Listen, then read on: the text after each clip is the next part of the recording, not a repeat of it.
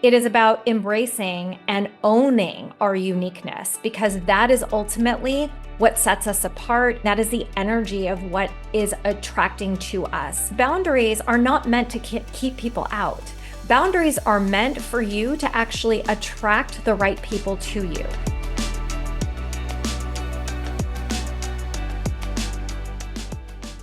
Hey there, everyone. Welcome to another episode of the Power in the Pause podcast. How are you doing today? I am really excited to come to you today with today's episode because I'm kind of testing out a new format for the show. And I'm really, really curious to hear your thoughts about it. I'm curious to hear what it is that you think about what it is that I'm going to talk about today. And if you are not already subscribed to this podcast, please hit that button so that you do not miss a single episode that comes out every single week, my friends. And if you would do me an even bigger favor and to give me a 5-star review and rating, that would be amazing. It's just going to help more people find this show. So I wanted to talk to you guys today about my moments of pause. And I wanted to bring this to life for you, given that this is 100% what I preach. I preach and talk all about the power in the pause and how it is in those moments of pause that my intuition speaks to me. And I believe that God speaks to me through my intuition. And that is the guidance that I receive when I gift myself with the opportunities and those moments of pause. What I have learned that those gift me with is truly moments and opportunities for me to feel like I can breathe, like that deep diaphragm breathing. And today's moment of pause told me to pick a card. And the card that I picked is from one of my absolute favorite Rebecca Campbell decks. And if you're watching this on YouTube, you can see the deck. It's called the Rose Oracle deck.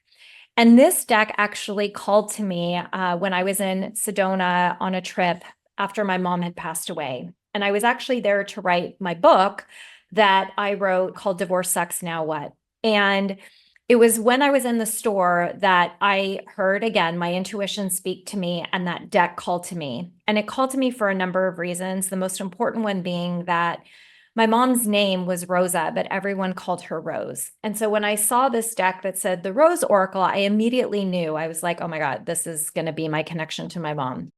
And it always has been. And I don't pick cards from this often. I don't pick cards from this often for my clients. It really is a deck that I use predominantly for myself. And this morning, during my moment of pause, which I do gift myself with every single day when I sit down at my desk, I make sure that I build in time for me to be able to do that. I light some incense and I go into a moment of deep breathing where I'm just sitting and being with myself, and I listen to the message that comes in. And so today, that message was to pull a card from the Rose Oracle deck. And the two cards that I picked, I heard to pick two. Sometimes it's one card. And the first card I picked is called the Wild Rose. And I'm showing this on YouTube. And it says, do it your way. Embrace your uniqueness untamed. And then I also picked the card, the Thorn. And I've gotten this one many times before. And I'm not surprised that it came through today. And it says protection, boundaries, clear communication. And so I want to read to you what the cards mean. And I'm curious if this resonates with you today. So the first card that I got is called the Wild Rose, and it says, do it your way, embrace your uniqueness untamed. If someone says that you're not normal, say thank you. If someone says that what you're doing isn't normal, say naturally. The wild rose knows that no one rose is the same as another. She doesn't try to bloom in a neat row according to a schedule. She doesn't open and close according to who walks by. She trusts her timing and she blooms with wild abandon. She's resilient. She knows who she is. The wild rose knows her true nature, unique nature, and she wants you to remember yours too. She knows that what makes you wild makes you free, that it's what's kept us contained that's causing us harm. That our diverse, unique nature is what's needed now more than ever. This card comes with an invitation to do what would make you feel most free, to trust in the very thing that makes you stand out, to realize that you were never meant to fit in. You were never meant to grow in a perfect, cultivated way. You were never meant to bloom in unison with someone else. You were never meant to be captive or controlled. Nature is full of diversity. It's imperative to its survival, and it is to ours too. So be who you came here to be. Express what you came here to express. Sing the song that you came here to sing. Together, the wild ones will be the ones who set us all free. Woo! Okay.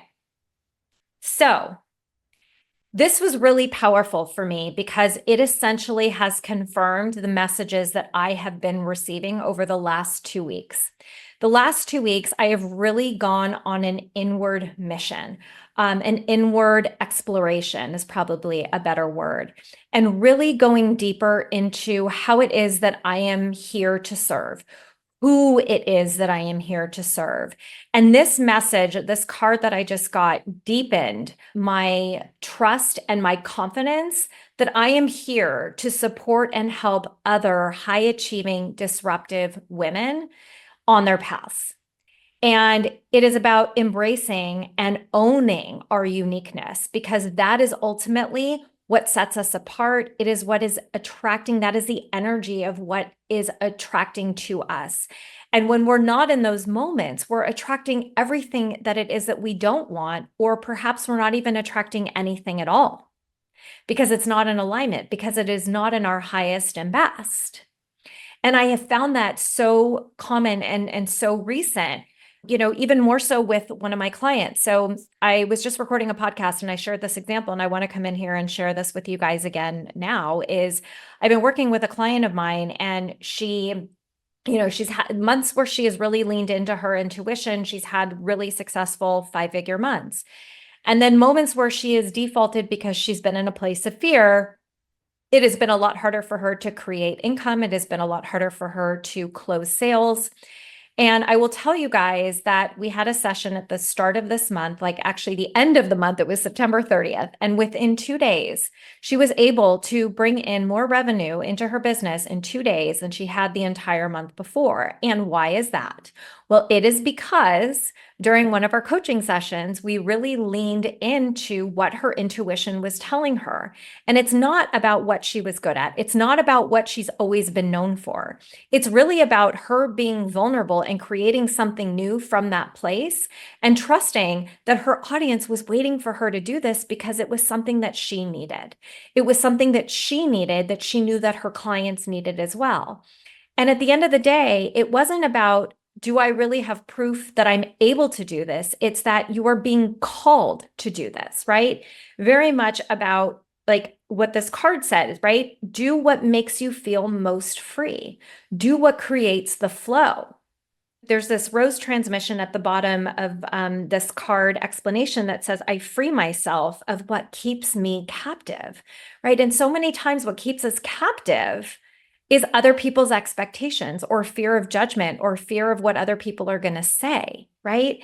And then the second transmission that's written here, it says, I allow the unique wildness within me to be free. The second she admitted that this was what felt really good to her, everything flowed, and like people are flocking in. And it's so beautiful to see when that happens. And now what I think is important in these moments is the balance of the second card that I got, right? The Thorn card. And the Thorn card, I'm going to remind you, says protection, boundaries, and clear communication. Now, it's important that when we are going out there and being all of ourselves, that we are also ensuring that our energy is protected, right? That we don't feel the attack coming at us. And so this card, I think, is really important to share with you all as well. And it's a balance to this first card. And it said, the rose is the queen of all flowers. Her soft and often fragrant bloom takes our breath away from near and far. A bridge between heaven and earth, she has the capacity to act as a portal to our true selves and call our soul more fully into our body. She leaves us in awe, allowing us to experience heaven on earth for a very precious moment. But the rose is not all gentle and soft. In fact, most roses are armored with spiky thorns and prickles of various shapes and sizes. These sharp protectors act like knights defending their queen, clearly setting the necessary boundary and conditions for her to do what she was born to do.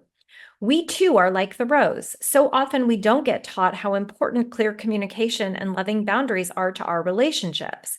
When we're not clear on our needs, when we don't communicate them, when we don't take responsibility for them, it's impossible for others to give us what we need. This often results in a breakdown in the relationship. Communicating our needs and establishing our boundaries allows not just us to feel safe, but those we're in relationship with to feel safe too.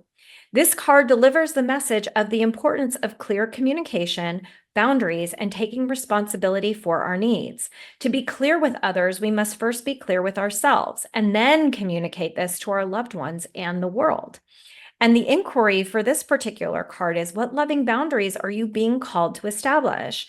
And how are you being called to communicate clearly to those you're in relationship with? Now, for me, what I am feeling for this card as it relates to the wild rose is really ensuring that you are calling in the right people and keeping those out that are not intended to be a part of where it is that you are headed and what it is that you are moving forward with.